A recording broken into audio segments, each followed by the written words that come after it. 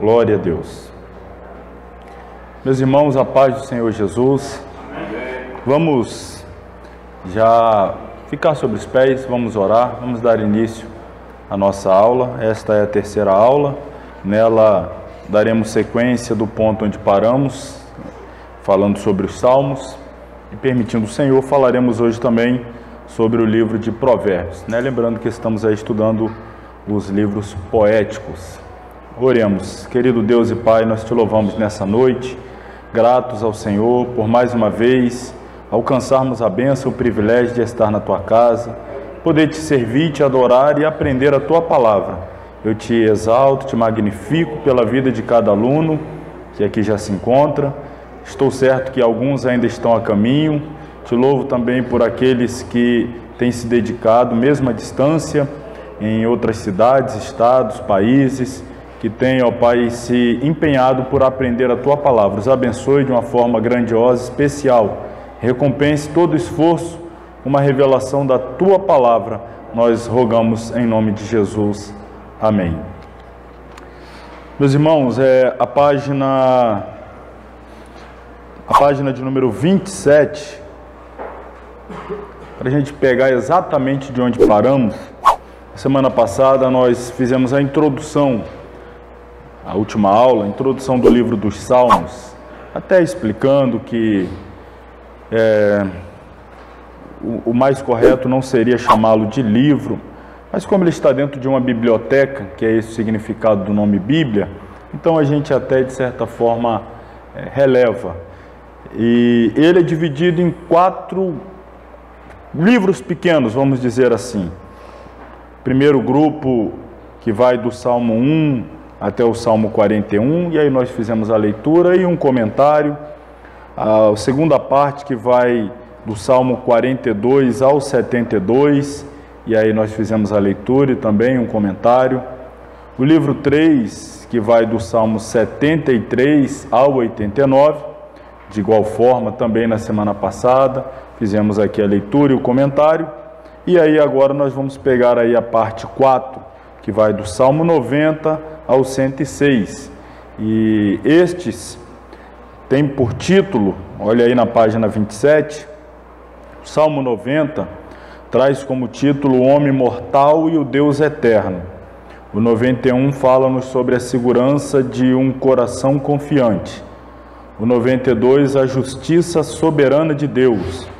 O 93, o Deus de santidade reina. O 94, somente Deus é nosso auxílio.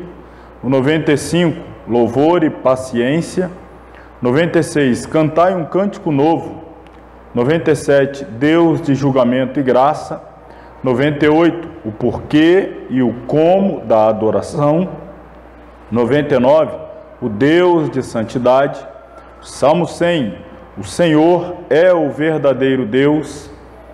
101, o propósito nobre do rei. 102, a oração do aflito. 103, o cântico de um coração transbordante. O 104 traz por título a glória do nosso grande Deus. O 105, as obras maravilhosas de Deus. E o Salmo 106, encerrando esta quarta parte, é intitulado Pecado e Salvação. Então, dentro deste livro 4, que vai do 90 ao 106, nós vamos meditar um pouquinho no Salmo 100. Um dos mais lidos em leituras devocionais, leituras introdutórias. Não tem sido muito comum ouvir pregações baseadas nele, mas a gente ouve sempre uma leitura introdutória tendo este salmo por base. Vamos falar um pouquinho dele. O Salmo 100, ele resume a ênfase sobre o governo soberano de Deus, a bondade para com o seu povo, a responsabilidade das nações em reconhecê-lo e a importância do povo de Deus de exaltar e adorar o seu rei. Então, ele resume esta responsabilidade de reconhecimento, de adoração, à soberania do Senhor. Aqui está, são 5 versos apenas. O primeiro verso fala da celebração com júbilo ao Senhor, e isso deve ser feito por todos os moradores da terra. Servi ao Senhor com alegria e apresentai-vos a Ele com canto. Sabei que o Senhor é Deus. Foi Ele, não nós, que nos fez povo seu e ovelhas do seu pasto. Entrai pelas portas dele com louvor e em seus átrios com hinos. Louvai-o e bendizei o seu nome, porque o Senhor é bom e é eterna a sua misericórdia, e a sua verdade estende-se de geração a geração. Então este salmo, nós podemos dividi-lo em 3 partes. Primeiros 2 versos traz como um pano de fundo central aí a alegria. Depois o verso 3 fala de submissão. E os últimos 2 versos, o 4 e o 5, gratidão. Alegria, submissão, gratidão. Primeira parte, alegria. É de se entender que o povo de Israel louvasse alegremente e a plenos pulmões. Porém, se você observou bem, o salmista não está convidando ao povo de Deus, o povo de Israel. Mas ele diz, celebrai com júbilo ao Senhor quem? Todos os moradores da terra. Então, é um convite a todas as nações da terra a louvar ao Senhor. Por quê? Porque justamente era essa a responsabilidade de Israel, apresentar o verdadeiro Deus às nações, e com isso as nações então se curvarem, se dobrarem, reconhecerem, reverenciarem, consequentemente adorarem ao Senhor. Este salmo cumprir-se-ia se Israel cumprisse seu papel de proclamar de forma eficaz, de forma responsável, através de um testemunho verdadeiro, genuíno, apresentasse Deus às nações, fazendo com que elas se convertessem e pudessem adorar ao Senhor. Israel não cumpriu o seu papel, nós sabemos. Mais se deu à idolatria, mais se curvou a outros deuses, do que trouxe outras nações a adorar ao Senhor. E aí a igreja recebe esta incumbência, a comissão de levar as boas novas a todo mundo. E será um dia glorioso quando o povo de Deus, gente de todas as nações, tribos, povos e línguas, se reunir diante do trono celestial. A adoração conduz ao serviço e o verdadeiro serviço é uma forma de adoração. Sempre que a gente fala, até hoje na igreja, de adoração, a gente só pensa em música, cantar, hino. Eu louvei ao Senhor, a gente só pensa em hino. Adorei ao Senhor, a gente só pensa em hino. Mas Deus não é adorado apenas, Ele é adorado também por meio de louvores, de hinos, de cânticos, até do glória a Deus, aleluia, que nós damos, é uma forma de adoração. Mas na verdade Deus é adorado quando nós cumprimos a sua palavra, quando nós o obedecemos, quando nós levamos pessoas aos seus pés, reconhecendo a sua grandeza, a sua divindade, a sua santidade. Deus é adorado quando nós servimos a sua casa, temos zelo pela casa do Senhor, até nas partes mesmo físicas do templo, cuidando dos utensílios do templo, da parte material. Tudo isso é uma forma de adoração. Do que vale um glória a Deus de alguém que trata o ambiente sagrado de qualquer maneira? Risca a cadeira, cola chiclete embaixo, está dando glória a Deus, aleluia. Imagine alguém que vai lá dentro da sua casa, diz que tem apreço por você, te respeita, aí pega aquele seu sofazão bonito, branco, e começa a riscar de canetinha. Eu gosto de você, mas espera aí, é falta de respeito com o meu ambiente, o meu lar. Como é que pode dizer com palavras que me respeita, que me honra, e está lá depreciando a minha casa? Então, pensa isso em relação à casa de Deus. Eu amo o Senhor, mas trato a casa de Deus, os utensílios, tudo de qualquer maneira, sujando, espalhando sujeira, deixando as coisas em qualquer lugar, maltratando. Então, uma forma de adoração é o serviço, é o zelo, é prestar à casa de Deus reverência tal qual prestamos ao Deus da casa. E aí vem a submissão. Servir ao Senhor com alegria e apresentai-vos a Ele com cântico. Sabei que o Senhor é bom. Esse saber aqui significa ter conhecimento adquirido pela experiência. Confessamos abertamente a outros aquilo que experimentamos no coração e damos testemunho de nosso Deus glorioso. Então nós precisamos saber, não apenas por ler, mas por experimentar a bondade de Deus. E aí então dizer que nós sabemos que Deus é bom. A expressão foi Ele quem nos fez povo seu. Isso significa que Jeová nos constituiu como uma nação, seu povo escolhido, portanto, somos suas ovelhas e Ele é o nosso pastor. A imagem do povo de Deus como seu rebanho aparece com frequência nas Escrituras. Embora nós costumemos dizer que somos nós quem aceitamos ao Senhor, claro, nós reconhecemos o seu senhorio, entregamos a nossa vida, mas é Ele quem tem, depois da nossa escolha, nos feito seu povo, tem nos aceitado como parte integrante da sua família, através da adoção, tem nos adotado como filho e assim então nos inserido dentro dos domínios do seu reino. Então sabei que Ele é bom, foi Ele e não nós que nos fez povo seu e ovelha do seu pasto. Foi Ele que fez isso por nós, não somos nós que estamos fazendo nada por Ele, nós estamos aceitando o presente que Ele nos dá e com isso nós somos duplamente beneficiados. Este versículo é uma simples declaração de fé. Jeová é Deus, Criador, Redentor, Pastor e nós nos sujeitamos a Ele.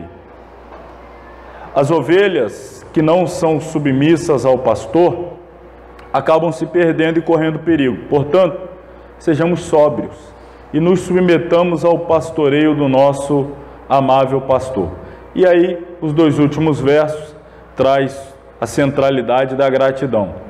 Porque o Senhor é bom, eterna a sua bondade, a sua misericórdia, estende-se de geração a geração. Então o Senhor é bom, sua misericórdia é eterna, a verdade se estende de geração a geração. Os fiéis adoram ao Senhor por sua misericórdia e fidelidade. Quem é controlado pelo Espírito do Senhor revela esse fato na maneira de adorar a Deus. Em vez de imitar o mundo, é levado pela palavra e pelo Espírito a ter alegria no Senhor e o mundo verá a diferença. Então, o mundo perceberá que Deus é aquilo que nós falamos que Ele é, quando isso for revelado através da nossa atitude, da nossa vida, porque o testemunho sempre é e sempre será mais poderoso do que as palavras. Feito esse breve resumo aí, vamos ao último grupo, quinto livro, página 28, 29 e 30, que vai do Salmo 107 ao 150, livro 5. O 107, o título dele é O Cântico dos Redimidos. O 108 é uma mistura de louvor. O 109, um clamor por vindicação e justiça. O 110, canção do Senhor soberano. O 111, a fidelidade do Senhor. O 112, a confiança dos devotos. O 113, louvai ao Senhor. O 114, a grande libertação. O 115, nosso Deus está muito acima dos ídolos. O 116, um cântico de testemunho pessoal. 117, é uma doxologia. 118, força, canção e salvação. 119, amor sincero pela lei. Deixa eu dar uma pausa aqui só para mostrar um detalhe aos irmãos. Não estava no script, mas abre aí a sua Bíblia no Salmo 118.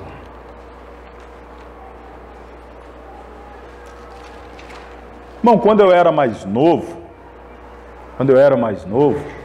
que a cabeça funcionava melhor, eu pregava igual aquelas metralhadoras, né? Talvez você já tenha passado essa fase também, ou talvez até esteja nela. Você prega assim, que o Senhor, e segundo o texto tal, salmo tal, versículo. Eu já fui assim também, já tive esse gás, essa energia. A mente trabalhava na mesma velocidade dos lábios. Eu ia aqui, o negócio ia processando, não agarrava não. Mas tem depois que o processador vai, você quer falar, mas o negócio vai. Então eu estou mais nessa fase aí, mais devagar para dar tempo de ir processando. Mas quando eu tinha aquela fase assim, mais dinâmica, eu falava, a Bíblia é um livro que tem 66 livros, 39 no Antigo Testamento, 27 no Novo Testamento, o total de capítulos são 1189 capítulos, o total de versículos são... Aí nessa parte agora que eu agarrei, eu não lembro mais, mas eu anotei em algum lugar. Entendeu? Que aí às vezes você... tá aqui, ó. 31.278 versículos. Fica a dica aí, irmão. De vez em quando você agarra, você anota, e aí o pessoal fala, nossa, aquele homem ali é um... Tá tudo anotado. Tá? Quando a gente é mais novo, vai assim mesmo, vai, mas depois... Mas aonde é que eu quero chegar? Desses... Já até esqueci o número, falei 30 e quanto? Ih, vocês não decoraram não, tá vendo? Vocês estão ruins igual eu. Vou ter que ler de novo.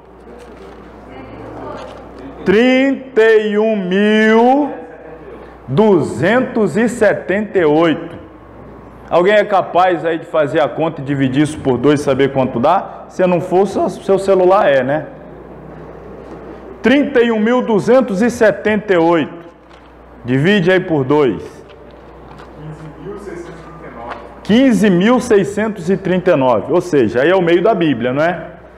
Se a gente contar por versículos, então se tem 31.000, é isso mesmo que eu falei, 31.278. Então quando nós lermos, quantos mil? 15.639, teremos chegado ao meio da Bíblia, contando por versículos. E aí aqui está. Olha o Salmo 117. Quantos versos ele possui? 2. É o menor salmo da Bíblia. Poderia dizer o menor capítulo, né? Se nós fôssemos tratar, colocar dentro do todo da Bíblia, é o menor capítulo. O menor salmo, mas seria o menor capítulo. E se nós tratássemos o 119 como um capítulo, todos nós sabemos que ele é o maior. São 176 versos, que eu já disse lá na primeira aula, é um acróstico. A cada grupo de 8 versos é uma das letras do alfabeto hebraico, Aleph, Beit, Gimel, Dalet, tal, por aí vai. Então, entre o menor, 117, e o maior, 119, está o 118. E o Salmo 118, versículo 8, ele é exatamente esse número. Fala aí de novo, Pedro, qual é o número aí? 15.639. Esse número aí. Ele está no meio da Bíblia. 15.000, para quem está em casa, 15.630. Você fez a conta errada, não é culpa minha não. Então, olha aí. Vamos ver aqui que diz então o meio da Bíblia. Salmo 118, verso 8. O que diz aí? 1, 2, 3. É melhor confiar no Senhor do que confiar no homem. Esse é o meio da Bíblia. Está no meio.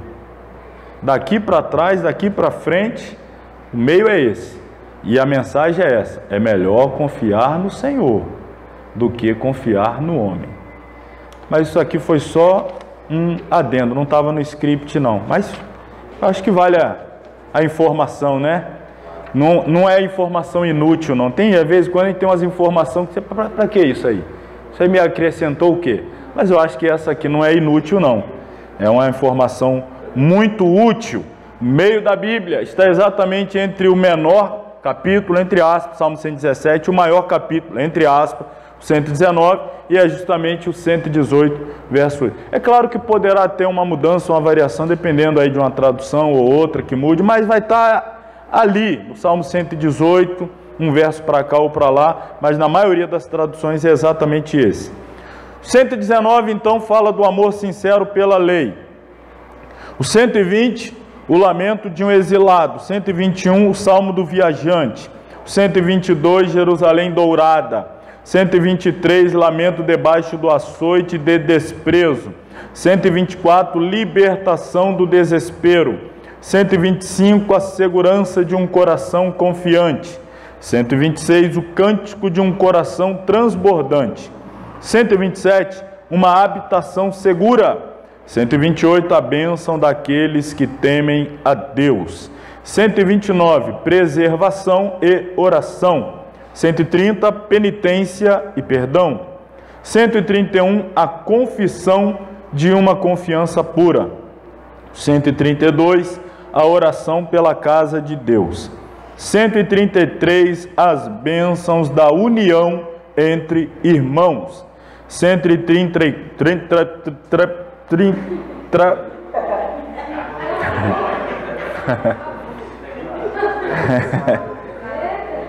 calma aí. 134, ministrando na casa do Senhor. 35, não vou falar nem mais o 100. 35, a grandeza do nosso Deus. 136, a misericórdia duradoura de Deus.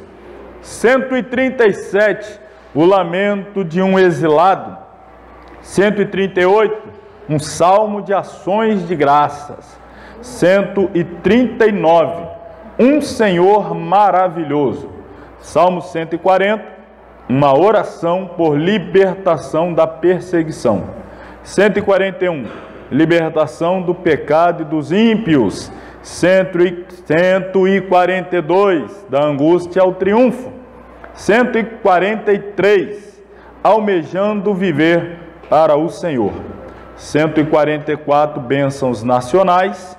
145, grande é o Senhor. 146, Deus é nosso auxílio. Salmo 147, poder imensurável e graça incomparável. Salmo 148, aleluia, olha o aleluia, né? O Halel, louvado seja Javé, ou Iavé, ou Iová, é justamente o significado do aleluia. 149, louvor pela salvação e vindicação. E a última doxologia, o tom de louvor e adoração que encerra todos os cânticos dos salmos, é o convite ao aleluia, louvai ao Senhor. Quais salmos aqui falaremos? 119. Se o tempo permitisse, até adoraria. Mas vamos de 121. Elevo os meus olhos para os montes. De onde me virá o socorro? É uma pergunta. Ele não está dizendo, elevo meus olhos para os montes, de onde me virá, dizendo que é dos montes que virá. Não. Ele pergunta, de onde me virá o socorro? O meu socorro vem do Senhor, que fez o céu e a terra. Não deixará vacilar o teu pé. Aquele que te guarda não tosquenejará. Eis que não tosquenejará, nem dormirá o guarda de Israel. O Senhor é quem te guarda. O Senhor é a tua sombra à tua direita. O sol não te molestará de dia, nem a lua de noite. O Senhor te guardará de todo mal. Ele guardará a tua alma. O Senhor guardará a tua entrada e a tua saída desde agora e para sempre. O tema deste salmo é a proteção de Deus sobre o seu povo, e o verbo aí, guardar, é usado 6 vezes. A mensagem do salmo, portanto, é: Deus nos dá a proteção e a segurança que precisamos enquanto percorremos a jornada desta vida. A palavra-chave é guardar, proteção, segurança. Deus é aquele que guarda, protege, dá segurança. E o texto, né, do Salmo, aliás, o verso, chega a dizer que ele não tosqueneja. O que é tosquenejar? É uma palavra que não é muito comum na língua portuguesa. Mas se eu traduzir aí para o nosso dia a dia, pescar, aí você já sabe o que é pescar, né? Aqui, ó. Aquele movimento que faz no ônibus quando está voltando para casa depois do dia de trabalho. É o tosquenejar. Tem uns que faz assim, passa 35 minutos, ele, nossa, foi aquela piscadinha, ele olhou, foi 30 minutos que ele passou ali. Deus não tosqueneja, nem dorme, nem tosqueneja. Então, está sempre de olho em nós, nos guardando. Dividamos este salmo em 4 partes para estudá-lo. Primeira parte: a criação de meu Pai está diante de mim. Segunda parte: os olhos do meu Pai estão sobre mim. Olha, os meus olhos estão na criação dele, os olhos dele estão sobre mim. Terceiro, a presença do meu Pai está junto a mim. E quarto, o cuidado do meu Pai está a meu redor. Olha que coisa linda essa divisão. Os meus olhos estão na criação, nas obras de Deus, contemplando, vislumbrando as suas maravilhas, suas obras, e Ele em relação a mim. Os olhos sobre mim, a presença junto a mim e o cuidado ao redor de mim. Então esse salmo é um salmo de proteção, salmo de segurança. A criação do meu Pai está diante de mim. Versos 1 e 2. Se Jeová criou os céus e a terra, então é um Deus de poder, sabedoria e glória, e não temos coisa alguma a temer. Satanás e seu exército demoníaco podem estar trabalhando contra os cristãos, mas este mundo ainda pertence ao Senhor. Lembra, por exemplo, o episódio em que Eliseu, junto com o seu moço, estavam sendo vítimas de um cerco do rei da Síria, que enviou o exército para cercá-lo, e o moço, quando saiu, viu aquele exército cercando lá embaixo, voltou desesperado, gritando: ai meu Senhor, estamos cercados. E Eliseu simplesmente faz uma oração para que Deus abrisse os olhos do moço, e quando isto acontece, o moço então vê que ao redor de Eliseu estavam carros e cavalos de fogo. Logo o inimigo está ao derredor, ao redor estão os anjos, a proteção de Deus. Até que o inimigo chegue a nós, precisará passar pela proteção que Deus colocou ao nosso redor.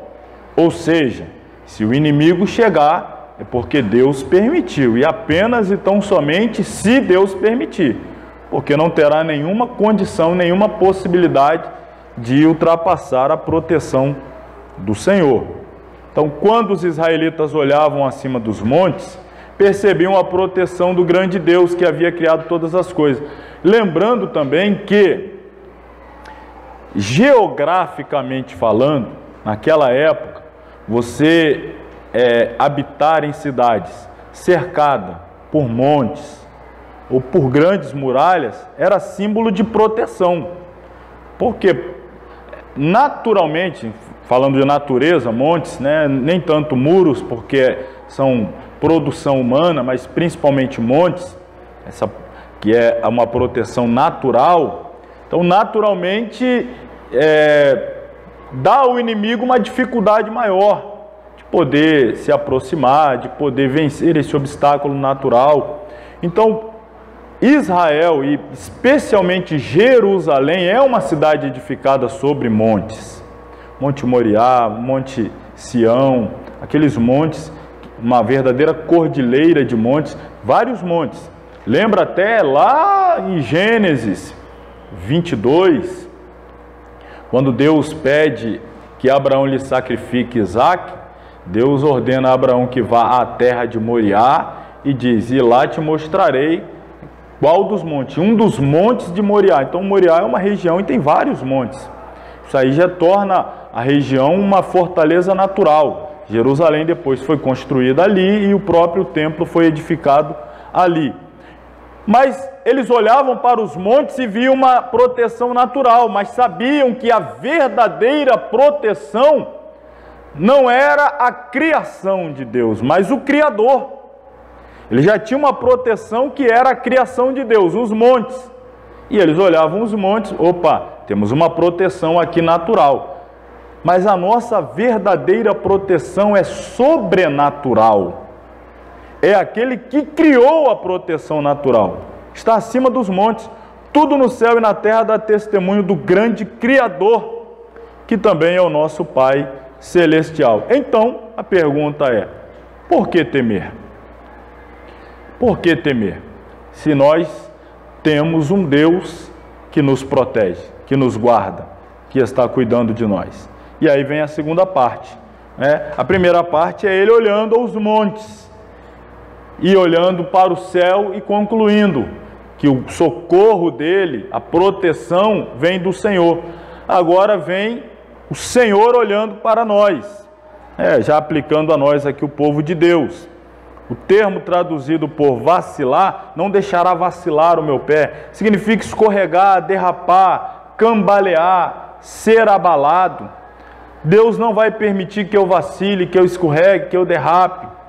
Um peregrino facilmente poderia cair e sofrer uma fratura ao caminhar em direção a Jerusalém. Lembrando que esse aqui já está dentro do grupo dos salmos de peregrinação, salmos que eles iam cantando enquanto se dirigiam para Jerusalém para as festas anuais, especialmente Páscoa, Pentecostes ou Shavuot, que é a colheita, e a festa dos tabernáculos. Mas pelo caminho poderia vacilar, tropeçar, se machucar. O Senhor, porém, preocupa-se em proteger os passos do peregrino. O verbo guardar, mais uma vez aí, que é central aqui nesse salmo, guardar, tem o sentido de proteger. E, repito, ele é usado 6 vezes nesse salmo. O Senhor prometeu guardar Jacó, que se tornou o pai das 12 tribos de Israel, e também protege os descendentes de Jacó.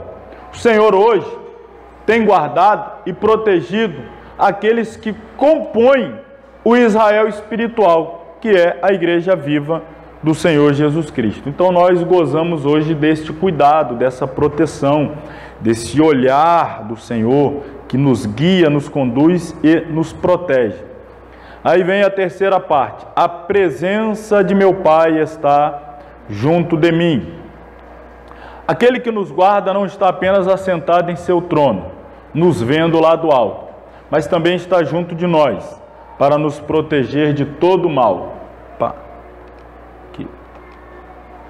Isso não significa que os cristãos obedientes nunca enfrentarão dificuldades e perigos, ou que nunca sofrem dores físicas e emocionais.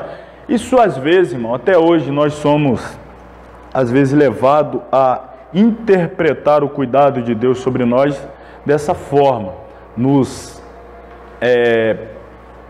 impedindo de passar até por momentos difíceis, de luta. Não significa que o fato de Deus cuidar de nós, que nós não enfrentaremos luta, dor, dificuldade. Significa que Ele estará conosco.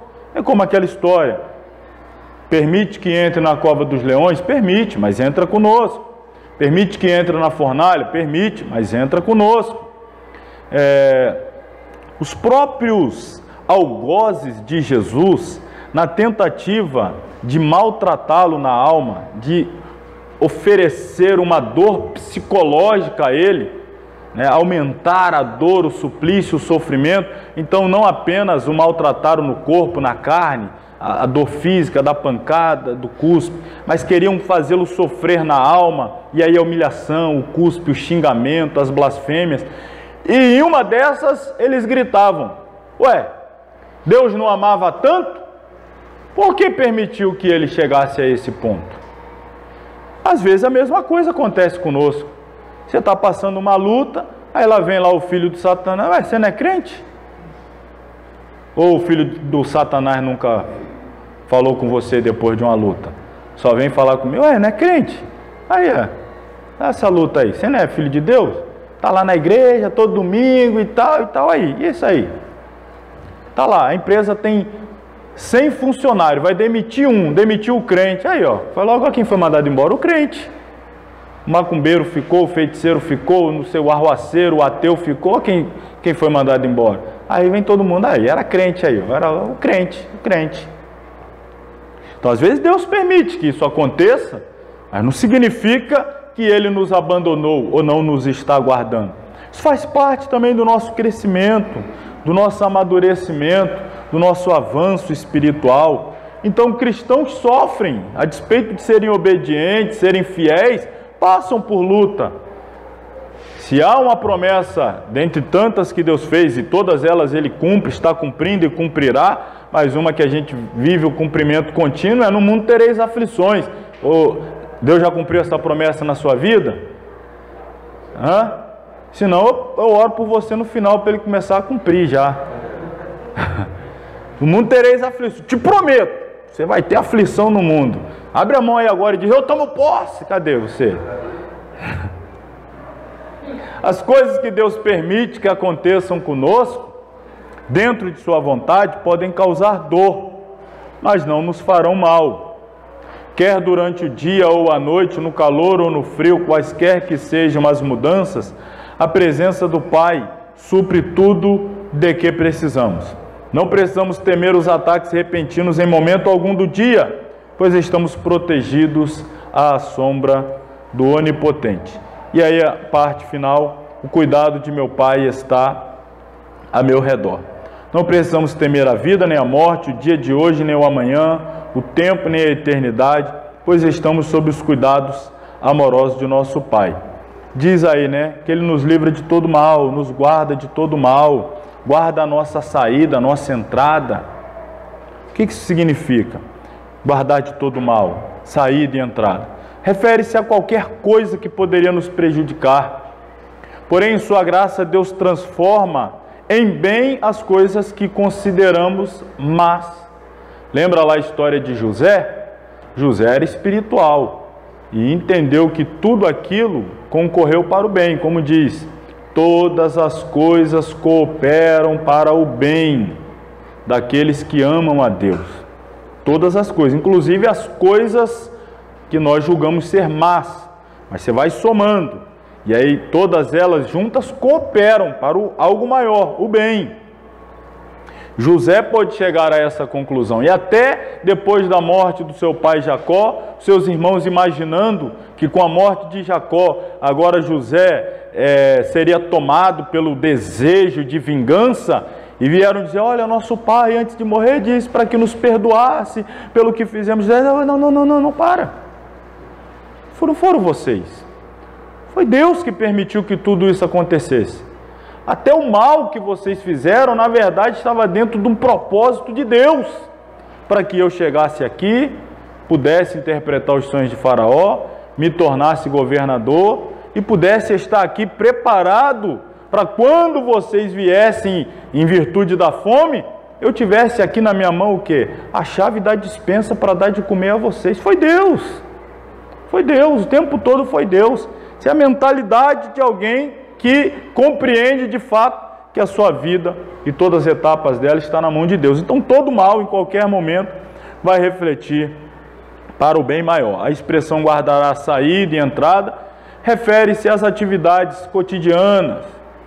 Sem dúvida o Pai se preocupa com as nossas tarefas, nossa agenda, até mesmo com aqueles detalhes menos importantes aos quais muitas vezes não damos o devido valor. Como é bom saber que, ao entrar e sair de casa, o Pai está conosco e cuida de todas as nossas necessidades. Deus cuida de tudo.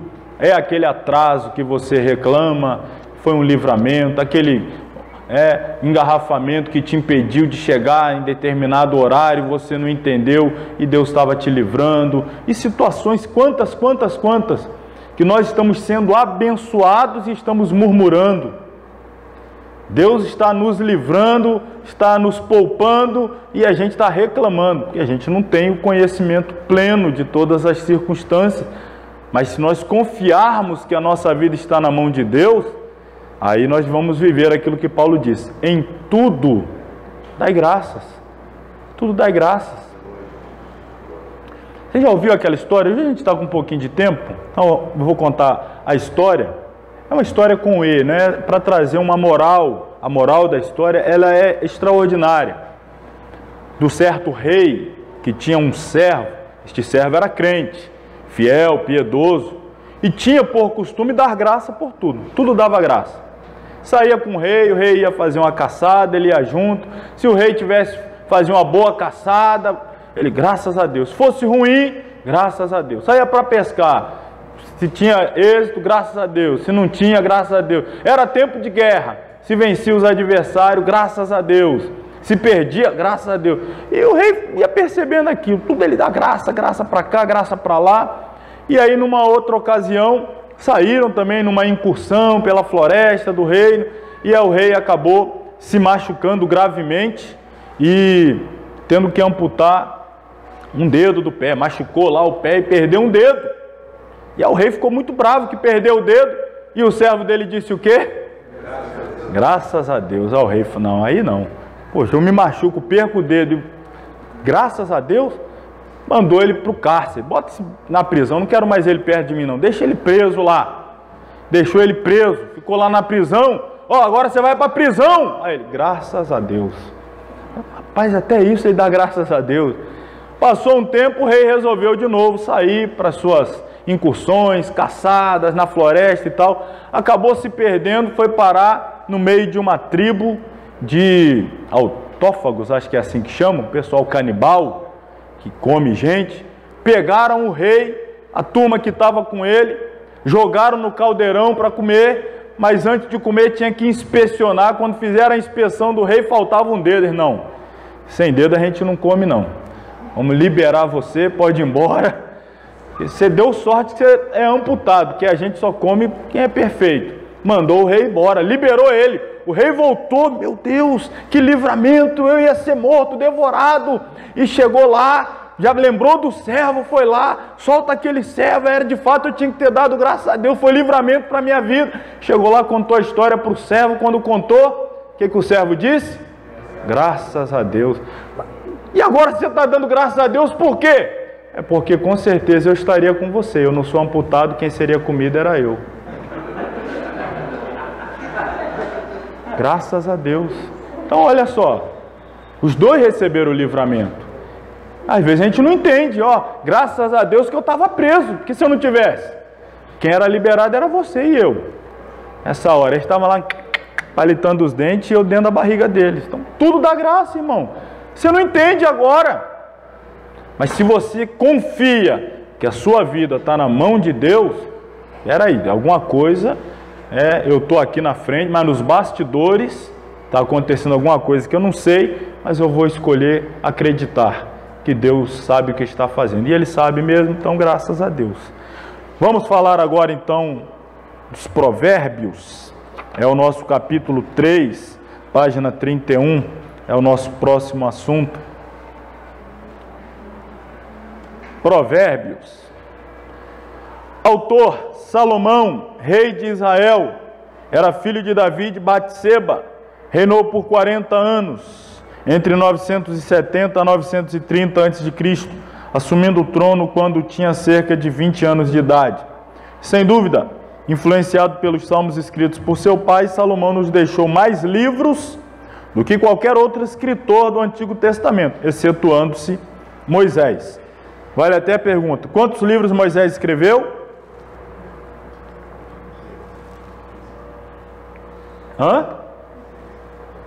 Estão na dúvida? Quantos livros Moisés escreveu?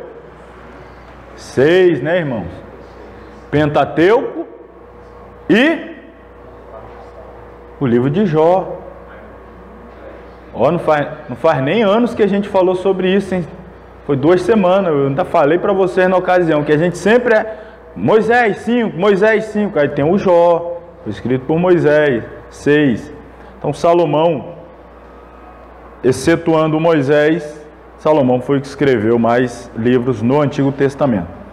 Parece provável que Cantares de Salomão tenha sido escrito quando ele era um jovem romântico. Provérbios, quando estava na idade madura, no auge do seu poder. Eclesiastes, quando já estava mais idoso, mais inclinado a conclusões filosóficas. Seu poder não se mostrava em campos de batalha, mas no domínio da mente, meditação, planejamento, negociação e organização.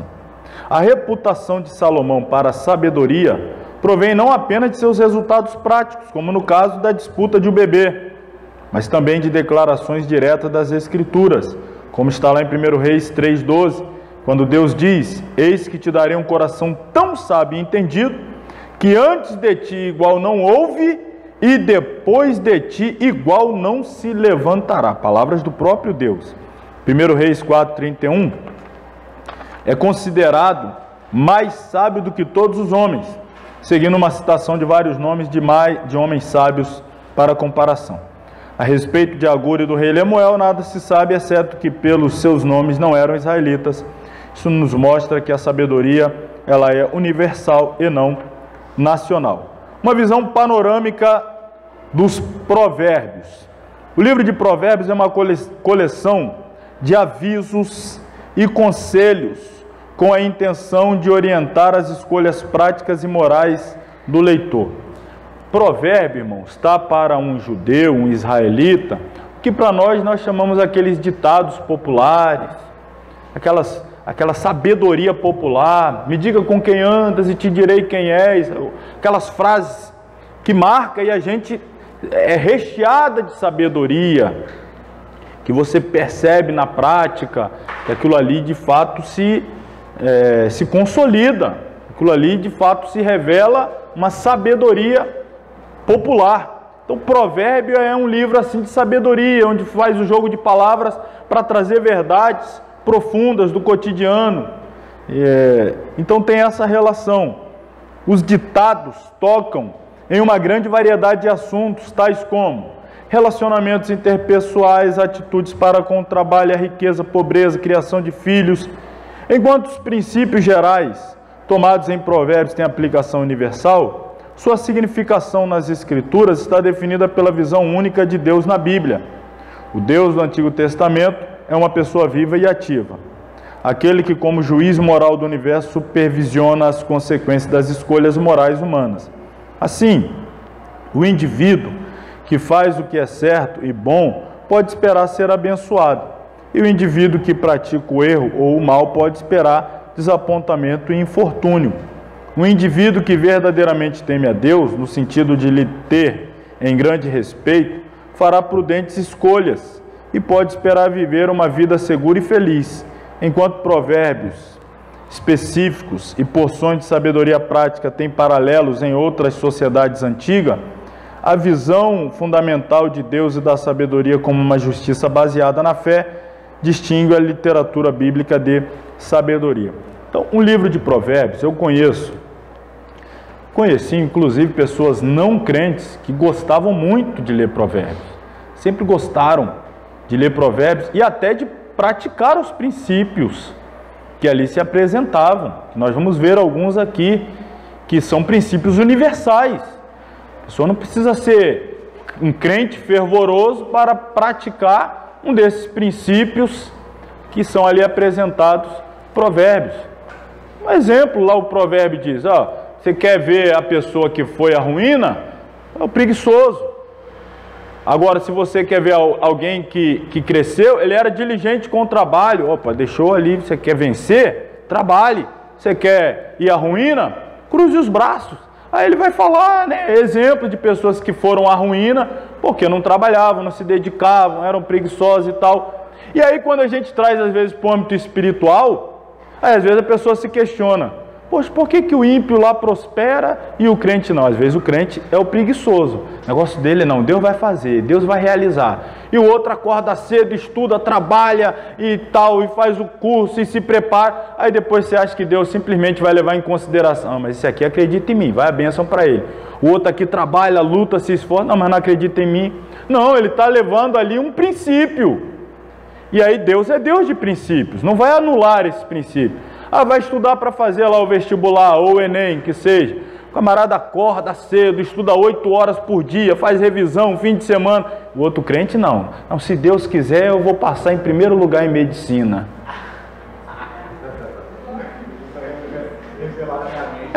Na hora lá Deus vai, eu vou só aqui, é B, é D, é C, é A, é B e tal. Tá achando até aquele médium lá, e o outro lá estudou, se dedicou, acordou cedo e comia o livro, aí na hora Deus vai confundir a mente dele e vai iluminar a mente do... Não é assim, isso é quebra de princípio. Deus é um Deus de princípio. Esse aqui fez por merecer. Aí depois, Deus, o inimigo lá... Não é assim, irmão. São provérbios, são coisas práticas, que se alguém aplicar na sua vida, vai colher aqui. Estamos falando de colheitas aqui. Estou falando de vida eterna, estou falando de céu, estou falando de arrebatamento. Aí já é outra história. Fé em Jesus, a graça. Estou falando de plantar e colher aqui, a lei da semeadura. Então o Provérbios ele lida muito com isso. A data e ocasião, da perspectiva do formato literário ou do conteúdo de Provérbios, nada no livro demanda uma datação posterior à queda de Jerusalém e ao exílio babilônico no século VI a.C. A obra toda se harmoniza com aquele período, embora seja impossível afirmar quando o livro alcançou a sua forma atual, né, que se completou. Partes deles são do tempo do rei Ezequias, está escrito lá no Provérbio 25:1. Seu contexto. Sob a liderança de Salomão, Israel alcançou sua maior extensão geográfica. Desfrutou da menor violência de todo o período monárquico. Pacífico é o significado de seu nome, né? Lembrando, Shalom, Mon, Shalom, é o nome de Salomão, Shalom, Mon, que significa pacífico. Lembra como você saúda, né, seus irmãos, quando você está querendo gastar o hebraico? Shalom Adonai, paz do Senhor. Shalom é paz, Adonai é o Senhor. Então, Shalom, Mon, Salomão, pacífico, é o significado. Descreve o reinado de Salomão.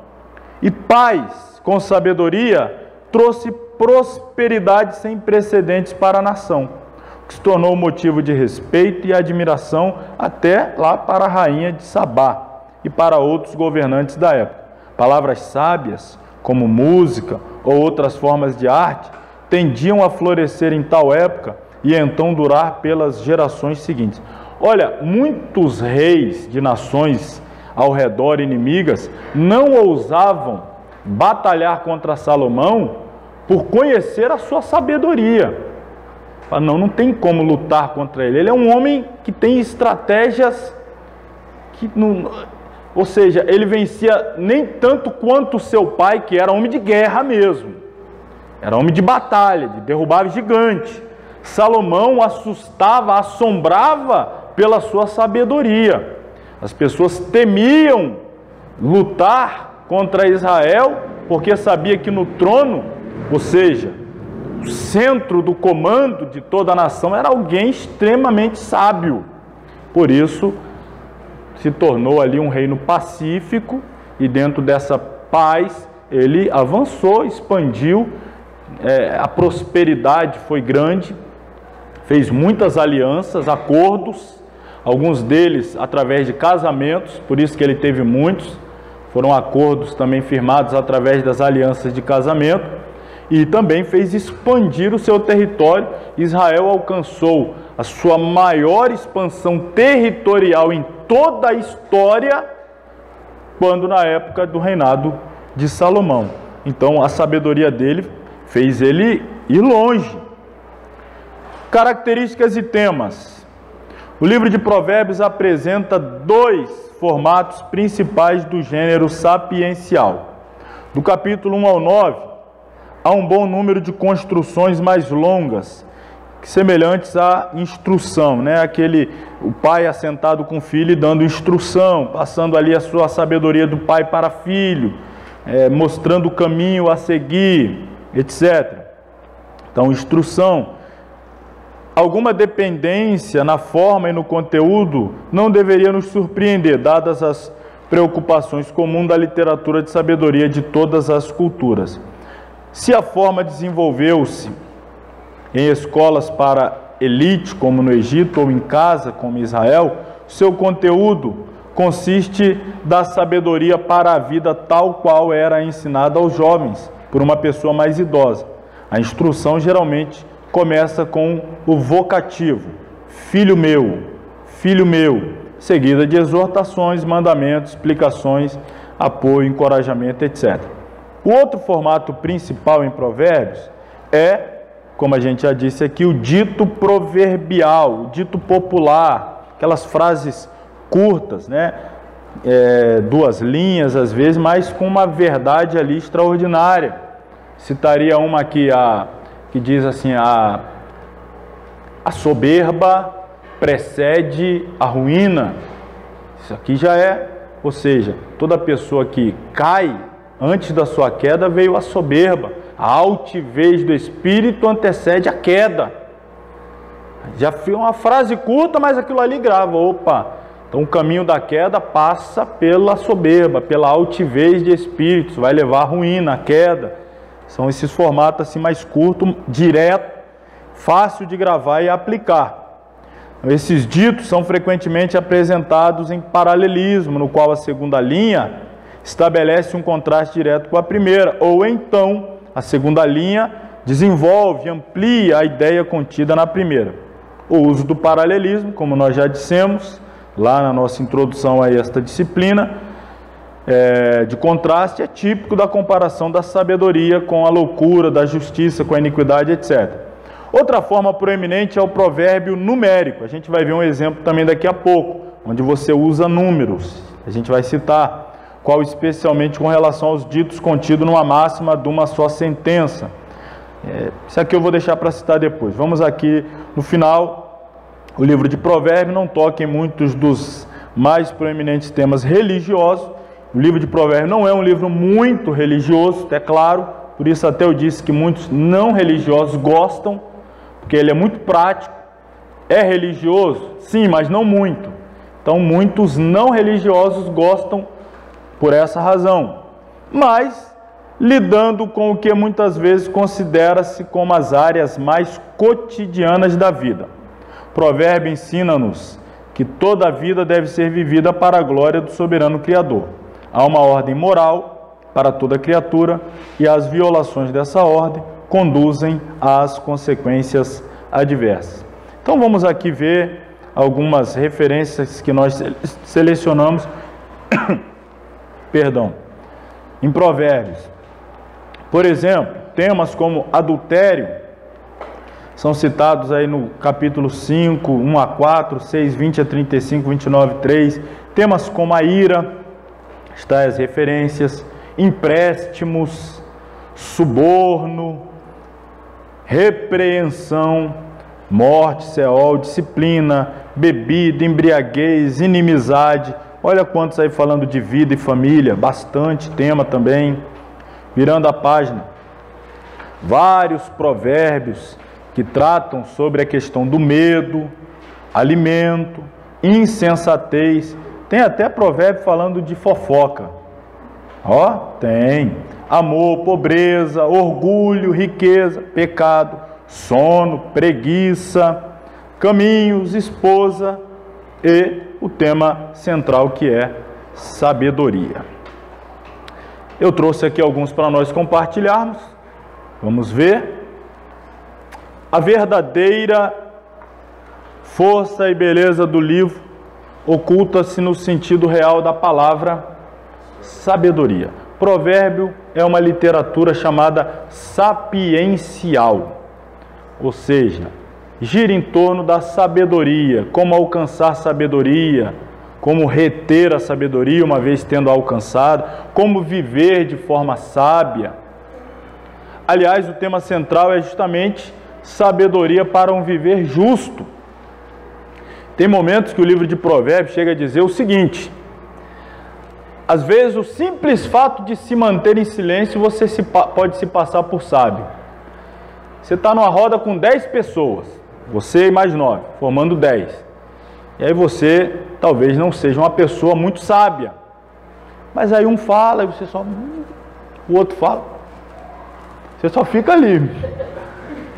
Você se passa por sábio também. Agora você abrir a boca estraga tudo. Mas você ficar silêncio, sabedoria. Você ficar quieto ali só concordando. Tremendo isso aí, eu gostei. Muito bom isso aí também. Bom, muito bom. Você se passa por sábio. De maneira que às vezes quem fala muito é quem erra muito. Se expõe muito. Deixa transparecer às vezes a sua falta de sabedoria. Às vezes nós entramos em situações delicadas, e a gente vai falar aqui mais detalhadamente depois, é justamente por não retermos as palavras, falarmos fora de hora, falarmos até a coisa certa, mas na hora errada, ou a hora certa, mas no lugar errado, ou dirigindo-se à pessoa errada. Tudo isso é sabedoria. A sabedoria é diferente da inteligência. A inteligência nos faz ter o conhecimento do que fazer, mas a sabedoria nos ajuda a discernir quando fazer, como fazer, de que forma fazer. Eu tenho inteligência, eu sei fazer, mas é a hora, é o momento, é o local. A sabedoria vai te ajudar a dosar isso aí, discernir, etc. Então, nos ajuda a ter uma vida justa, sossegada. Sabedoria esta que começa com a submissão humilde do crente a Deus e daí flui para todas as áreas da sua vida. A sabedoria no livro de Provérbios, especialmente, o que ela faz?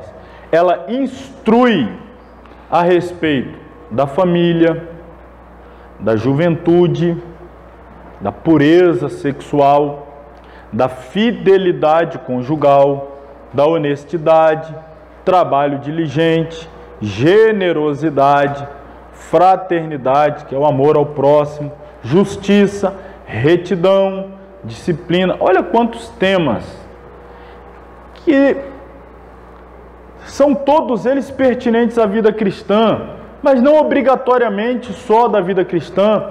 Talvez você conheça pessoas não crentes, mas que têm uma família ajustada, que o pai é um homem trabalhador, honesto, que dá bom exemplo, os filhos o respeitam.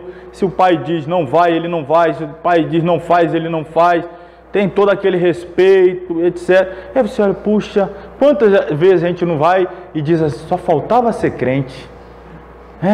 Só faltava ser crente, uma família assim, porque aplica isso daqui, ó, tem pureza sexual, fidelidade conjugal, tá lá, ó, não são crentes, estão comemorando 60 anos de casado. Meu Deus, você conhece o crente que está no 3º, 4º casamento. Você fala, mas como é que pode isso? Ela não é crente, tá lá há tantos anos. Não é verdade? É verdade. Agora eu falei igual aquele outro, não é verdade, não é verdade. Mas não estou dizendo também que, fazendo aqui regra, generalizando, mas a gente conhece essas exceções. Não temem a Deus, ou pelo menos não tem Deus como seu Senhor e Salvador, mas regem a sua vida por princípios éticos, morais. Guardam esses princípios e levam ele ali. Irmão, até na Bíblia fala disso. Você pega lá o exemplo, quando Jeremias, Deus fala para Jeremias, chegar aos descendentes lá de Recabe e oferecer a eles vinho. E ele diz, não, nós não bebemos vinho. Mas por quê? Porque os nossos antepassados, nossos avós, fizeram um voto de que não beberiam bebida forte. Nossos tataravós, passou para nossos bisavós, passou para nossos avós, nossos pais. Nós guardamos esse princípio. E aí, mas os outros lá já não guardam. É crente, é servo de Deus, está lá no povo, mas não guarda princípio nenhum.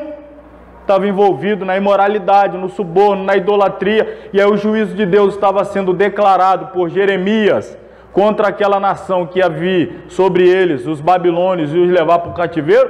Por quê? Quebravam princípios. Aí Deus diz, olha lá aquela família ali, a família de Recabe. Guardam princípios. Estão lá, são fiéis a votos que fizeram seus antepassados lá atrás. Então, provérbios são princípios. Adverte quanto à insensatez do pecado, contenda, males da língua, da imprudência, da bebedeira, da glutonaria, da concupiscência, da imoralidade, da falsidade, da preguiça, das más companhias. Faz um contraste entre a sabedoria e a tolice, o justo e os ímpios, entre a soberba e a humildade, entre a preguiça e a diligência no trabalho, entre a pobreza e a riqueza, entre o amor e a concupiscência, que é a paixão desenfreada, carnal, entre o certo e o errado, entre a vida e a morte. Então, sempre esses temas em contraste. O certo e o errado, a vida e a morte, o bem e o mal, a pobreza, a riqueza, são sabedoria popular. Então, algumas verdades no livro de Provérbios. Vamos citar aqui algumas. Primeira verdade que eu destaco, que é o tema central, sabedoria, que é a habilidade de julgar e agir conforme as orientações divinas, que é o mais valioso dos bens. A sabedoria é o mais valioso dos bens. O proverbista chega a dizer, quem acha a sabedoria, achou uma riqueza de um valor incalculável, vale mais do que ouro, vale mais do que prata. Porque tem gente que tem ouro e prata e não tem sabedoria e perde. Tem gente que não tem ouro e nem prata, tem sabedoria e ganha. Às vezes a pessoa não tem sabedoria e herda uma herança, uma riqueza, não tem sabedoria, daí a pouco se foi. E o outro, por ter sabedoria, adquire, alcança, e quando alcança, administra bem, retém. Quantas vezes a gente já viu pessoas que têm bons salários, uma condição financeira até razoável, mas vive financeiramente enrolado. E a pessoa que às vezes tem um salário menor, mas a sua vida é equilibrada. Porque aquele que tem um salário menor, mas ele é sábio. Sabedoria, tem aquele que diz assim, ó, eu ganho R$1.500. Então ele vai fazer as contas para chegar sempre às suas despesas um pouquinho abaixo, até para sobrar uma poupança. É possível? Ó, a pessoa faz lá, com muita sabedoria, muita administração, economizando aqui e ali e tal, com muito jeitinho, consegue. A outro lá já acha assim, eu ganho 3 mil e tem um cartão de crédito que é de 4, então eu ganho 7. Aí já vai todo mês, né? Ganha 3 e gasta 4 no cartão, ganha 3 e gasta... Aí o cartão vence e tal, ele vai só naquele, como é que chama aquele mínimozinho ali, rotativo, né? E tal, e tal, e tá achando que aquele tal do crédito é salário dele também. E vai, daí a pouco, meu irmão, tá enrolado lá, tá pedindo dinheiro emprestado ao que ganha 1.500. E a gente vê essas situações acontecendo. Começa a pedir, porque faltou sabedoria, administração financeira, etc. Então, o bem mais valioso é a sabedoria. O proverbista diz, busque ela mais do que ouro, busque-a mais do que prata. E outro detalhe, a sabedoria está disponível para qualquer um. O preço é alto de buscá-la. Tiago, inclusive, fala, quem não tem sabedoria faz o quê? Peça a Deus. Então o preço é buscar em oração, clamar, jejuar, Senhor, me dá sabedoria, me ajuda, me dá discernimento. Senhor, eu estou numa situação, eu preciso saber como sair. É aquela do Salomão lá, numa situação, e Deus dá sabedoria. Por isso que o temor do Senhor é o princípio da sabedoria. É você ter esse contato com Deus, esse respeito, essa vida devocional, essa vida de comunhão intensa, é o que vai lhe garantir sabedoria. Então o preço, aqui alto que eu digo, é no aspecto espiritual. Sabedoria tem sua origem em Deus, não na própria pessoa, e vem por meio da atenção que se dá à instrução.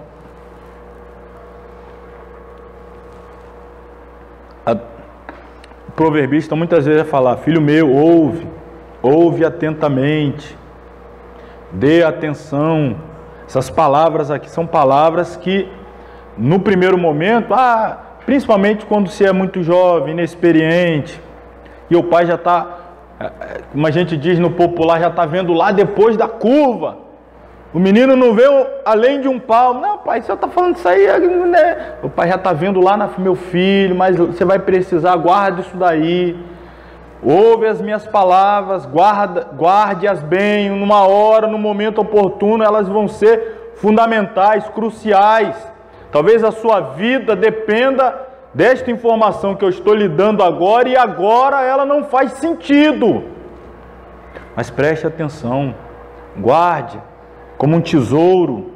Então, a sabedoria tem origem em Deus, e nós devemos prestar atenção à sua instrução. Como Jesus chegou a dizer, ele dizia a Pedro algumas coisas, Pedro, mas eu não estou entendendo, Pedro, mas você não entende agora, tu entenderás depois, só fica com a informação, só guarda aí, põe na tábua do seu coração, agora você não entende, mas vai chegar aquela hora que você fala, agora eu entendi, tal de quando a ficha cai, não é? Chega esse momento, por enquanto guarde. A sabedoria e a justiça andam juntas. É bom ser sábio e é sábio ser bom. O homem mau sofre as consequências de seus atos maus. A lei da semeadura. Que o homem plantar, isso ele colherá. Então, se a gente planta o bem, colhe o bem. Se planta o mal, colhe o mal. O ingênuo, o tolo, o preguiçoso, o ignorante. Ignorante aqui no sentido daquele que não dá ouvidos à instrução, não se dedica ao aprendizado. O ignorante, o orgulhoso, o libertino, o pecador, nunca devem ser admirados. Infelizmente, a gente vive essa inversão na sociedade, que se admira quem está nisso aqui, ó. Admira o orgulhoso, que aí o termo mais popular hoje é o ostentar, né? Ostentação, aí que são admirados. É aquele que ostenta, o libertino, o pecador, o irreverente, o rebelde. São esses que são os admirados. Não é o virtuoso, o prudente, a pessoa que tem princípios e guarda e vive por eles. São tratados como retrógrados, ultrapassados. Essa guerra está sempre em voga. São os conservadores, os que impedem o avanço da sociedade e tal. São os arcaicos, os retrógrados. Aqueles que têm princípios e vive, guarda, né, e pauta a sua vida por eles. Não, a sociedade não os valoriza. A sociedade valoriza o rebelde, o libertino, aquele que tem lá um monte de namorada e não se relaciona seriamente com nenhuma, não quer casar, ter família, não, mas está curtindo. Aí você quer saber viver, olha aí, isso aí quer. Não são esses que são admirados? Que curte a vida e tal, está postando em festa, está postando em bebedeira e isso e aquilo. Aí o outro está aqui do lado de cá, olha isso aí, ó, isso aí, ó. Isso aí é que é. Não admire esse tipo de gente, tolos, preguiçosos, ignorantes, orgulhosos, libertinos. Não. Vamos aqui mais alguns destaques para nós meditarmos em Provérbios. Primeiro destaque, caminho. Na lista que a gente colocou aí, ó, nas páginas 35, 36, tem aí vários, depois podem ser consultados em tempo oportuno. Quero começar a falar do caminho. Caminho, vereda, estrada, caminho estreito. Não entres na vereda dos ímpios, nem andeis pelo caminho dos maus. Provérbios aqui 4, 14, 15, 26 está ali, estão ali aqui as referências, tá? Então, não entre pela vereda. A vereda é um caminho estreito. Nem anda pelo caminho dos maus. Evita-o, não passe por eles, desvia-te dele, passa de largo. Pondera a vereda dos teus pés. O que é ponderar? Pensa bem, considera, reflete. Não tome decisões impulsivas, intempestivas. Não tome decisões sob fortes emoções. Tem gente que decide sobre circunstâncias cruciais da sua vida sob fortes emoções. O dia que está chateado ou o dia que está muito alegre. Ó, irmão, não é bom tomar decisões, nem quando você está muito alegre, nem quando está muito chateado, aborrecido. Quando você está debaixo de fortes emoções. Raramente você toma boas decisões. Quando você está sobre... Tem gente que está muito alegre, é feliz da vida, aí sai fazendo promessa para todo mundo. Não, eu vou fazer isso, eu vou fazer aquilo, eu vou... Já se comprometendo, está sob forte emoção, daqui a pouco se complica. Ou também sob tristeza, quer saber? Também não quero mais saber disso não vou mais fazer isso não. Aí daqui a pouco também se arrepende. Então nunca é bom decidir, mas é bom ponderar a vereda dos teus pés, os teus caminhos, sejam sempre bem ordenados, pensados, considerados. Evite, fica aqui essa palavra, evite decidir coisas importantes da sua vida sob fortes emoções, mas sempre em momentos mais equilibrados. Cuidado com os seus passos, cada passo ajuda a moldar o caráter. Portanto, ande com cuidado. Passos aqui são as decisões. É o caminho que você está projetando para você, para o seu futuro. por onde você está indo. Ah, vou tomar uma decisão, vou morar aqui, ou vou morar ali, ou vou me mudar para lá, ou vou reunir nessa igreja, ou vou me reunir naquela, ou vou me casar com esse rapaz, ou com aquela moça. Essas decisões são os passos, os caminhos. Pense bem, você está moldando a sua vida, o seu destino, o seu futuro, o seu caráter. Então, cuidado para que andes pelo caminho dos bons e guardes a vereda do justo. Isso é uma orientação, um provérbio, para que a pessoa possa tomar boas decisões e, consequentemente, colher bons resultados. Ande retamente. O caminho reto e estreito é o que apresenta o mais baixo índice de acidentes. O caminho aplainado, estreito, é onde as pessoas menos se acidentam. Se o caminho é largo, cheio de ondulações, altos e baixos, vales, buracos, são os caminhos que vão apresentar maiores índices de acidentes. Então ande pelo caminho estreito, passe pela porta estreita, ande pelo caminho apertado, o risco de ter problema sempre será menor. Até em inglês aqui hoje a gente vai estudar, ó, blacklist, black, né? Blacklist, o que é isso aí? Quem é o bom no inglês aí? Ah, vocês são bons mesmo, hein? Lista negra. Você sabia que Deus tem uma lista negra? Você já ouviu essa expressão? Você está na minha lista negra. Preconceituosa essa palavra, nessa expressão, minha lista negra. Mas se popularizou. Blacklist, lista negra. Deus tem uma lista negra também. Está em Provérbio. Vamos ver que lista negra é essa? E vamos ver, será que a gente está nessa lista negra? A lista negra de Deus. É claro que eu usei aqui, estou usando essa expressão apenas para chamar bem a sua atenção. Olha a lista aí, ó. Estas 6 coisas, então é uma lista, 6, aborrece ao Senhor. Então tem 6 coisas que deixa Deus aborrecido. Porém a 7ª, a alma dele simplesmente abomina. Tem 6 coisas que aborrece Deus. Já a 7ª coisa, ele não simplesmente se aborrece, ele tem abominação. A primeira coisa da lista que aborrece, olhos altivos. O que é olho altivo? É soberbo, arrogância. Deus aborrece o soberbo. Segundo, língua mentirosa. Isso deixa Deus aborrecido. Língua mentirosa. Mãos que derramam sangue inocente. É a terceira na lista de Deus. Quarto, coração que maquina pensamentos viciosos.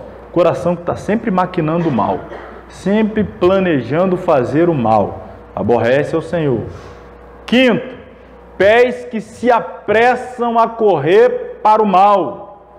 Deus se aborrece disso. Sexto, testemunha falsa que profere mentiras. E o que é que Deus simplesmente abomina? Qual é o 7º? Digam vocês. O famoso coloca um contra o outro. E aí? 6 aborrece. O 7º ele abomina. Aquele que, tal do leve e traz, né? Você ouviu o que fulano falou de você? Ah, se fosse eu não deixava. Ah, é, mas ele fica sabendo que... Rapaz, ela falou que você ficar sabendo que... Ah, ela falou isso mesmo? Falou isso mesmo. Não, então você vai lá agora e diga para ela, mas é para já. E aí depois fica de fora para ver o circo pegar fogo, né? Aí depois que o circo pega fogo, aí corre pro pastor, você ouviu como é que está a situação lá entre ela e ela? Pastor, se eu fosse senhor, eu agia energicamente, hein? Graças a Deus que isso só acontece nas igrejas da Turquia, nas igrejas do Afeganistão, nas igrejas daquela região lá, não é? Isso aí é a lista negra de Deus, ó. Olhos altivos, soberba. A Bíblia chega a dizer que Deus resiste ao soberbo. Ele coloca uma resistência, ele coloca um muro para impedir o avanço do soberbo. mentirosa, língua mentirosa. Deus é Deus da verdade, não opera na mentira. Então, crente que opera na mentira tem por pai o diabo. O diabo é o pai da mentira. É a única criação que o diabo pode se gabar de dizer que é dele. Ah, eu criei, eu também sou criador. Criou o quê? Criei a mentira é minha filha. Então, quem anda na mentira tem por pai o diabo. Derramar sangue inocente, não só o homicídio literal, mas o homicídio da honra alheia, o mentir sobre o outro, a difamação, quando você mata alguém dentro de outra pessoa. Às vezes eu tenho uma imagem do irmão Gessi, aí alguém vem e desconstrói dentro de mim aquela imagem que eu tenho dele, está assassinando ele dentro de mim, está matando ele.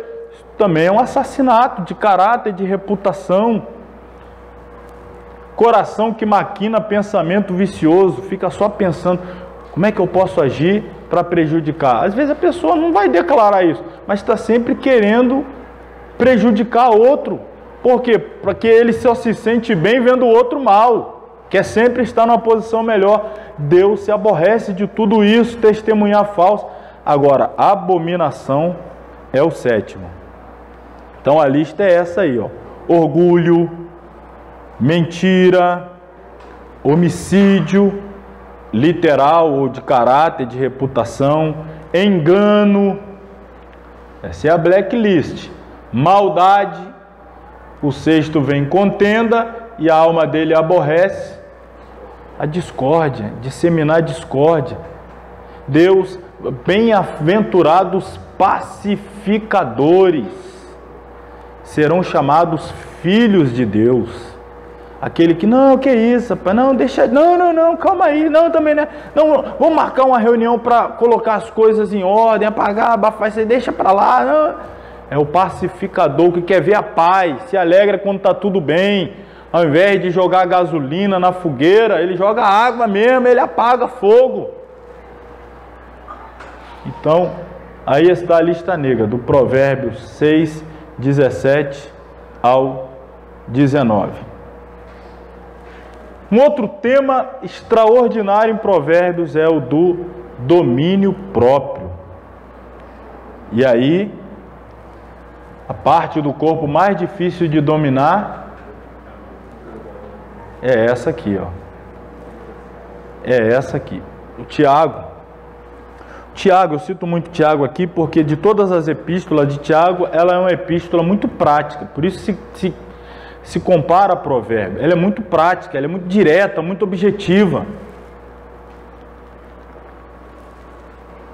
Tiago é muito, faça isso, não faça aquilo, age assim, não age assim, vá por aqui, não vá por aqui. Ele é muito direto, prático, objetivo, não é muito teológico a epístola dele. É uma epístola mais para proverbial mesmo do que para teológica. E Tiago, ele entra nesse ponto da língua. É um membro pequeno, mas como um fogozinho, mas pode incendiar uma floresta inteira.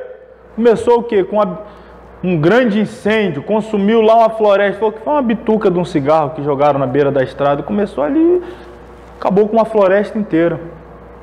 É a língua, é um negocinho assim, ó. Uma palavrinha que soltei assim, tum. Você provoca um arraso, um estrago.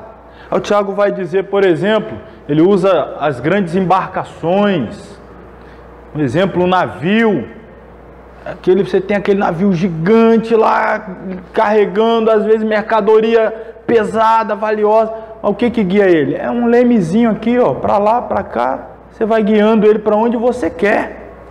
É a língua que vai conduzir a vida, direcionar a vida da pessoa. E Tiago é tão prático, direto e objetivo que ele chega ao ponto de dizer assim: o homem que tem domínio sobre a sua língua, esse pode dizer que é perfeito. Atingiu, dominou a língua, esse aí domina tudo. Porque o mais difícil de dominar é a língua. O que guarda a boca e a língua, guarda das angústias sua alma. Irmão, e aqui não se trata agora de ser crente, não ser crente, ser santo, mais santo, menos santo. Todos nós em algum momento, já nos arrependemos de coisas que falamos que não deveríamos ter falado. Todos nós, em algum momento, puxa vida, se eu tivesse guardado a minha boca naquela hora, retido as minhas palavras, todos nós, em algum momento, já falamos. E a maioria das palavras que falamos e nos arrependemos, às vezes dirigimos a pessoa que amamos, ferimos, ofendemos, ou é uma esposa, ou é um pai, ou é uma mãe, ou é o filho, um amigo, um vizinho, uma pessoa próxima. Você falou aquilo ali, e agora? Aí traz para a sua alma o que é angústia, tristeza. Se você simplesmente se calasse, você guardava a sua alma, e às vezes até de outros, de angústia, de tristeza, de momentos de dor, e por aí vai. Então o proverbista, ele fala bastante sobre isso. A língua bem guardada contribui para a alma serena. Então, saber calar, saber falar, a sabedoria vai mostrar isso.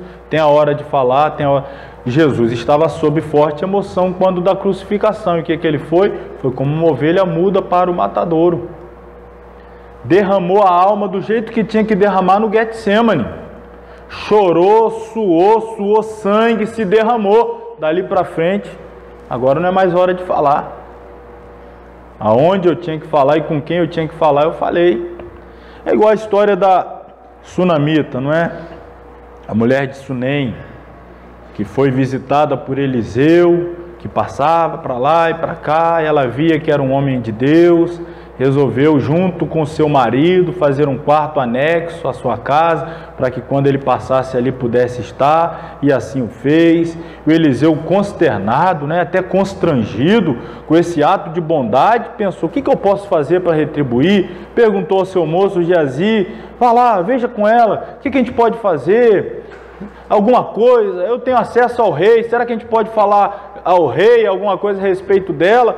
Não, foi lá, perguntou: não, está tudo bem, não preciso de nada. Só que o Geazi observou: olha, eu observo que eles não têm filhos. Aí ele disse: então está faltando filho? Então diga a ela que por essa época, dentro de um espaço de um ano, ela vai estar abraçada com um filho. E aí ela ficou: não engane a sua serva. Não estou enganando, daqui a um ano, nessa época, você vai estar segurando um filho nos braços. O tempo passou, se cumpriu. O menino nasceu, cresceu, ia trabalhar com seu pai nos campos, até que lá num dia trabalhando, aquela dor de cabeça: ai minha cabeça, manda para sua mãe. Chega lá, o menino começou a sentir dor forte, morreu.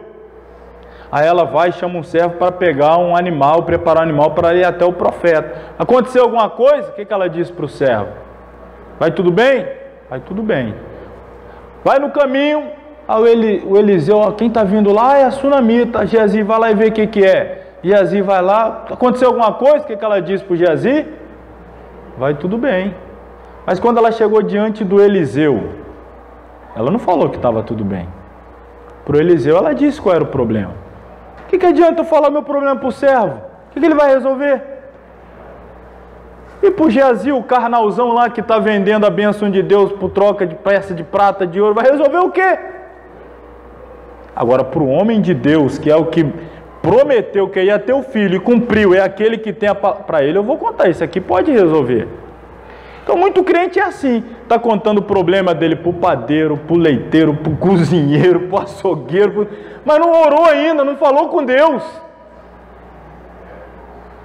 Conta o problema dele para o colega de trabalho, para não sei quem, para não sei quem, para não sei quem, para todo mundo conta, mas para quem pode resolver ele não conta, com Deus ainda não falou. É a hora, não, para isso aqui eu não vou contar, para isso aqui também não. Tem gente pegando conselhos para a sua vida conjugal, uma colega de trabalho que já está no 3º casamento. O que você acha? O que eu acho? Ih, minha filha, já tinha chutado esse aí.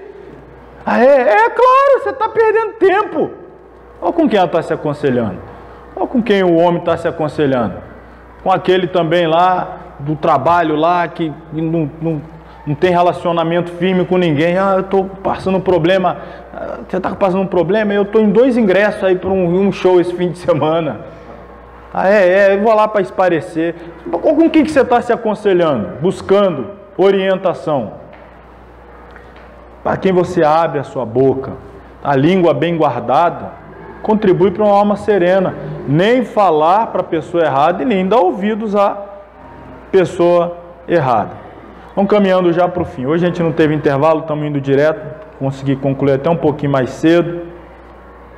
Nesse frio aí que tá, deve estar até nevando lá fora, né? Pelas vestes que eu estou vendo dos irmãos aqui, eu estou preocupado se está caindo. Louve-te, humildade, o tema aqui é humildade. Louve-te o estranho e não a tua boca, o estrangeiro e não os teus lábios. Quem é que tem que falar bem de você? É os outros, não é você mesmo. Então tem gente que ele fala bem dele mesmo, os outros falam mal. Quem tem que falar bem são os outros que tem que ter algum elogio para falar, não é só você. Agora, também eu conheço gente que ele fala mal de todo mundo, fala mal, sei lá, não sei o que, aquele lá não sei quem, aquele lá, e aquele lá. Quer saber, eu também não presto mesmo. Pelo menos também não fala bem dele, fala mal de todo mundo, fala mal dele também. Fulano, também não presto também, então é isso aí. Mas aqui o que o proverbista orienta é, quem deve te louvar, a expressão que louvar é falar bem, ter uma palavra boa, ter o respeito, são os outros. O estrangeiro, de fora, e não os teus lábios. Jesus reforça esse conceito quando diz, pois todo aquele que se exalta será humilhado.